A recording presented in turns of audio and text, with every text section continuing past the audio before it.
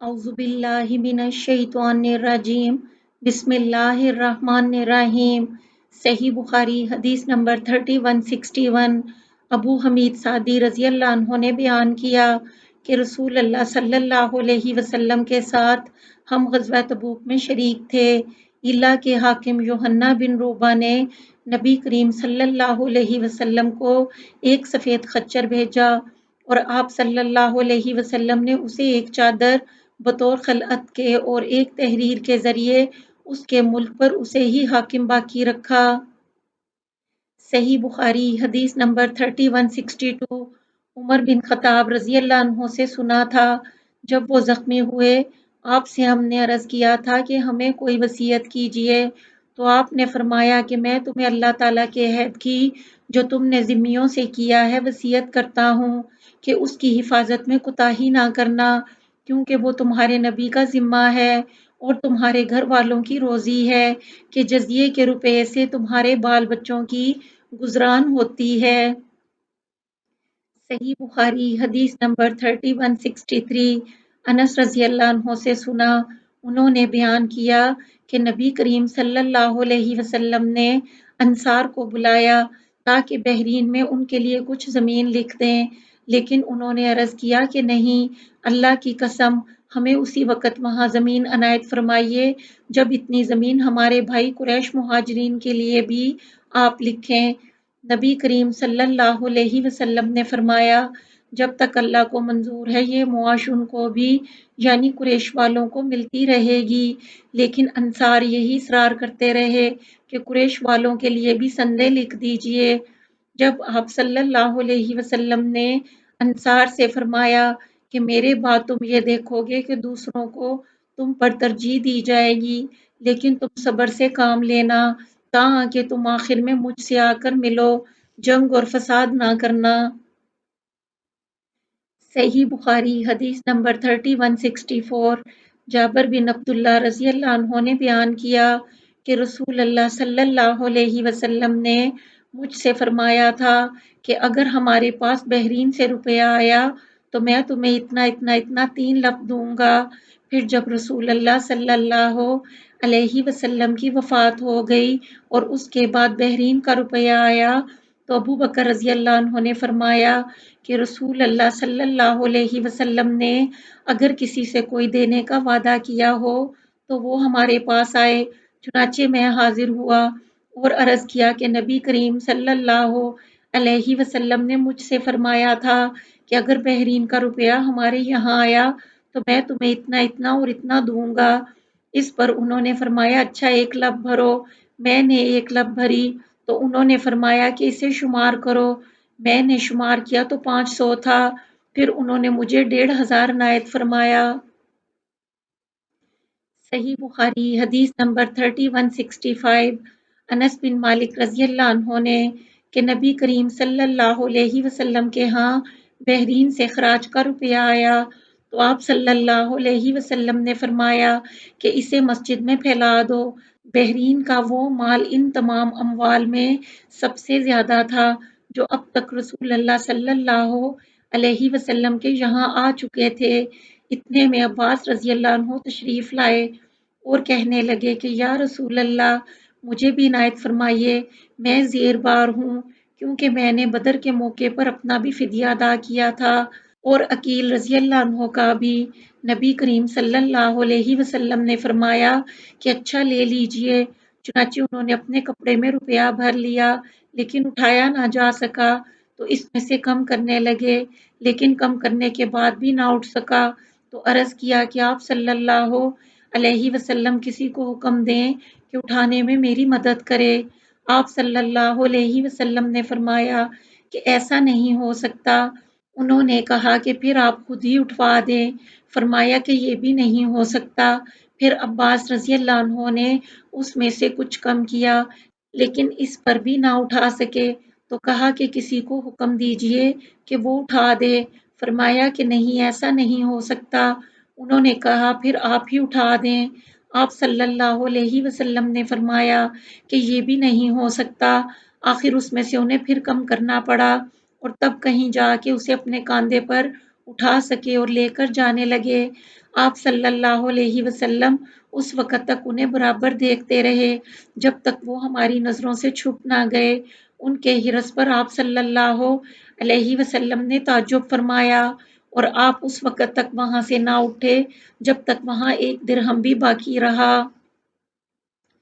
صحیح بخاری حدیث نمبر 3166 حسن بن عمرو نے بیان کیا، انہوں نے کہا کہ ہم سے مجاہد نے بیان کیا اور ان سے عبداللہ بن عمر رضی اللہ عنہ نے بیان کیا کہ نبی کریم صلی اللہ علیہ وسلم نے فرمایا، جس نے کسی ذمی کو ناحق قتل کیا وہ جنت کی خوشبو بھی نہ پا سکے گا، حالانکہ جنت کی خوشبو 40 سال کی راہ سے سونگھی جا سکتی ہے۔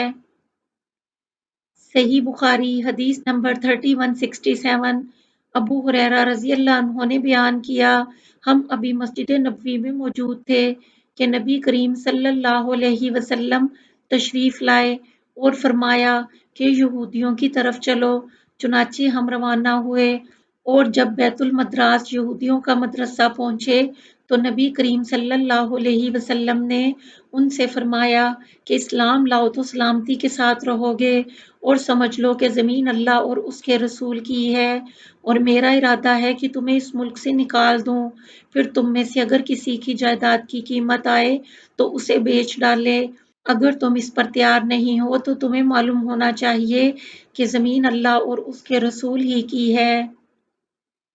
صحیح بخاری حدیث نمبر 3168 ابن عباس رضی اللہ عنہ سے سنا، آپ نے جمعرات کے دن کا ذکر کرتے ہوئے کہا، تمہیں معلوم ہے کہ جمعرات کا دن، ہائے یہ کون سا دن ہے؟ اس کے بعد وہ اتنا روئے کہ ان کے آنسوؤں سے کنکریاں تر ہو گئیں۔ سعید نے کہا، میں نے عرض کیا، یا ابو عباس جمعرات کے دن سے کیا مطلب ہے؟ انہوں نے کہا کہ اسی دن رسول اللہ صلی اللہ علیہ وسلم کی تکلیف مرض الموت میں شدت پیدا ہوئی تھی اور آپ صلی اللہ علیہ وسلم نے فرمایا تھا کہ مجھے لکھنے کا ایک کاغذ دے دو تاکہ میں تمہارے لیے ایک ایسی کتاب لکھ جاؤں جس کے بعد تم کبھی گمراہ نہ ہو۔ اس پر لوگوں کا اختلاف ہو گیا، پھر آپ صلی اللہ علیہ وسلم نے خود ہی فرمایا کہ نبی کی موجودگی میں جھگڑنا غیر مناسب ہے۔ دوسرے لوگ کہنے لگے، بھلا کیا آپ صلی اللہ علیہ وسلم بیکار باتیں فرمائیں گے؟ اچھا پھر پوچھ لو۔ یہ سن کر آپ صلی اللہ علیہ وسلم نے فرمایا کہ مجھے میری حالت پر چھوڑ دو، کیونکہ اس وقت میں جس عالم میں ہوں وہ اس سے بہتر ہے جس کی طرف تم مجھے بلا رہے ہو۔ اس کے بعد آپ صلی اللہ علیہ وسلم نے 3 باتوں کا حکم فرمایا کہ مشرکوں کو جزیرہ عرب سے نکال دینا اور وفود کے ساتھ اسی طرح خاطر تواضع کا معاملہ کرنا جس طرح میں کیا کرتا تھا۔ تیسری بات کچھ بھلی سی تھی، یا تو سعید نے اس کو بیان نہ کیا یا میں بھول گیا۔ سفیان نے کہا، یہ جملہ تیسری بات کچھ بھلی سی تھی سلیمان اہول کا کلام ہے۔ صحیح بخاری حدیث نمبر 3169 ابو ہریرہ رضی اللہ عنہ نے بیان کیا کہ جب خیبر فتح ہوا تو یہودیوں کی طرف سے نبی کریم صلی اللہ علیہ وسلم کی خدمت میں بکری کا یا ایسے گوشت کا ہدیہ پیش کیا گیا جس میں زہر تھا۔ اس پر نبی کریم صلی اللہ علیہ وسلم نے فرمایا کہ جتنے یہودی یہاں موجود ہیں انہیں میرے پاس جمع کرو، چنانچہ وہ سب آ گئے۔ اس کے بعد نبی کریم صلی اللہ علیہ وسلم نے فرمایا کہ دیکھو میں تم سے ایک بات پوچھوں گا، کیا تم لوگ صحیح صحیح جواب دو گے؟ سب نے کہا جی ہاں۔ آپ صلی اللہ علیہ وسلم نے دریافت فرمایا، تمہارے باپ کون تھے؟ انہوں نے کہا کہ فلاں۔ آپ صلی اللہ علیہ وسلم نے فرمایا کہ تم جھوٹ بولتے ہو، تمہارے باپ تو فلاں تھے۔ سب نے کہا کہ آپ سچ فرماتے ہیں۔ پھر آپ صلی اللہ علیہ وسلم نے فرمایا، اگر میں تم سے ایک اور بات پوچھوں تو تم صحیح واقعہ بیان کر دو گے؟ سب نے کہا جی ہاں اے ابو القاسم، اور اگر ہم جھوٹ بھی بولیں گے تو آپ ہماری جھوٹ کو اسی طرح پکڑ لیں گے جس طرح آپ نے ابھی ہمارے باپ کے بارے میں ہمارے جھوٹ کو پکڑ لیا۔ آپ صلی اللہ علیہ وسلم نے اس کے بعد دریافت فرمایا کہ دوزخ میں جانے والے کون لوگ ہوں گے؟ انہوں نے کہا کہ کچھ دنوں کے لیے تو ہم اس میں داخل ہو جائیں گے، لیکن پھر آپ لوگ ہماری جگہ داخل کر دیے جائیں گے۔ نبی کریم صلی اللہ علیہ وسلم نے فرمایا تم اس میں برباد رہو، اللہ گواہ ہے کہ ہم تمہاری جگہ اس میں کبھی داخل نہیں کیے جائیں گے۔ پھر آپ نے دریافت فرمایا کہ اگر میں تم سے کوئی بات پوچھوں تو کیا تم مجھ سے صحیح واقعہ بتا دو گے؟ اس مرتبہ بھی انہوں نے یہی کہا کہ ہاں اے ابو القاسم۔ آپ صلی اللہ علیہ وسلم نے دریافت کیا کہ کیا تم نے اس بکری کے گوشت میں زہر ملایا ہے؟ انہوں نے کہا جی ہاں۔ آپ صلی اللہ علیہ وسلم نے دریافت فرمایا کہ تم نے ایسا کیوں کیا؟ انہوں نے کہا کہ ہمارا مقصد یہ تھا کہ اگر آپ جھوٹے ہیں نبوت میں تو ہمیں آرام مل جائے گا، اور اگر آپ واقعی نبی ہیں تو یہ زہر آپ کو کوئی نقصان نہ پہنچا سکے گا۔ صحیح بخاری حدیث نمبر 3170۔ انس رضی اللہ عنہ سے دعا قنوت کے بارے میں پوچھا تو آپ نے فرمایا کہ رکوع سے پہلے ہونی چاہیے۔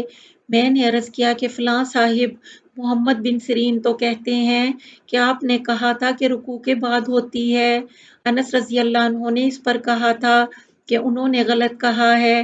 پھر انہوں نے ہم سے یہ حدیث بیان کی کہ نبی کریم صلی اللہ علیہ وسلم نے 1 مہینے تک رکوع کے بعد دعا قنوت کی تھی، اور آپ نے اس میں بنو سلیم کے قبیلوں کے حق میں بد دعا کی تھی۔ انہوں نے بیان کیا کہ آپ صلی اللہ علیہ وسلم نے 40 یا 70 قرآن کے عالم صحابہ کی ایک جماعت راوی کو شک تھا مشرکین کے پاس بھیجی تھی، لیکن بنو سلیم کے لوگ جن کا سردار عامر بن طفیل تھا ان کے آڑے آئے اور ان کو مار ڈالا، حالانکہ نبی کریم صلی اللہ علیہ وسلم سے ان کا معاہدہ تھا، لیکن انہوں نے دغا دی۔ آپ صلی اللہ علیہ وسلم کو کسی معاملے پر اتنا رنجیدہ اور غمگین نہیں دیکھا جتنا ان صحابہ کی شہادت پر آپ رنجیدہ تھے۔